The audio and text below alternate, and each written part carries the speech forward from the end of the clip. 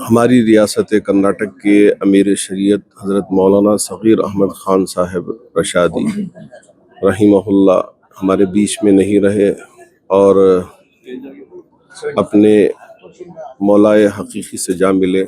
یقیناً چونکہ حضرت کو میں بھی یہاں پڑھا ہوں تو دیکھا ہوں، اور حضرت کے اخلاق، حضرت کی بول چال اور حضرت کا تواضع، انکساری، عاجزی، حد درجے ماشاءاللہ اپنے اندر اخلاق پائے تھے۔ بچوں سے بھی بڑی محبت سے پیش آتے، اپنے شاگردوں سے بھی بڑی محبت سے پیش آتے، اور درس بھی میں نے حضرت کے پاس پڑھا ہے تو درس میں بھی بہت نرالا انداز حضرت کا تھا سمجھانے کا، پڑھانے کا۔ تو یقیناً آج کی نوجوان پیڑھی کے لیے ایسے اخلاق کا اپنانا بہت ضروری ہے کہ ہم اپنے بڑوں کو کیسے عزت دیں اور کیسے ان کا ادب و احترام کریں۔ حضرت رحمہ اللہ بھی اپنے استاذ حکیم الملت مفتی محمد اشرف علی صاحب رحمۃ اللہ علیہ کو دیکھا تھا، اب ان کی بڑی عزت، ان کا ادب و احترام، کبھی ان کے سامنے زور سے نہ بولنا اور کبھی سامنے نہ بیٹھنا، بہت زیادہ ادب و احترام کیا کرتے تھے۔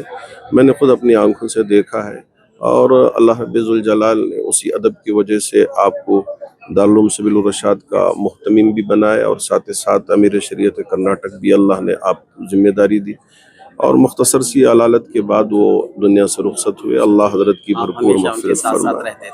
چونکہ میں بھی ساتھ رہتا تھا، آپ ساتھ رہتے تھے، اور آپ ذاتی طور پر بھی آپ کے لیے بڑا صدمہ۔ یقیناً یہ میرے لیے بہت بڑے صدمے کی بات ہے۔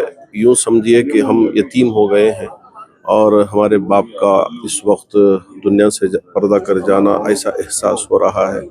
اللہ کرے کہ اللہ رب الجلال حضرت کی قبر کو نور سے منور فرمائے، ان کے درجات بلند فرمائے۔ ہمیشہ آپ کے ساتھ رہتے تھے؟ جی ہاں، اکثر و بیشتر، چونکہ جب حضرت امیر شریعت بنے 2019 کا وہ سن تھا، تو اس وقت کرونا کا مسئلہ آ گیا، تو مختلف فیصلے لینے کی ضرورت تھی۔ تو تمام جماعتیں، تمام تنظیمیں اور ہمارے سیاسی قائدین سب مل کر تمام ریاست کے لیے بہت اچھے مفید فیصلے لیے، اور اللہ کا شکر ہے کہ قوم میں ایک اتحاد پیدا ہوا، اتفاق پیدا ہوا، اسی میں ہماری کامیابی ہے۔ بس ہم یہی چاہتے ہیں کہ جیسا بھی موقع آئے ہم آپس میں ایک دوسرے کے ساتھ متحد رہیں، اتفاق سے کام کریں۔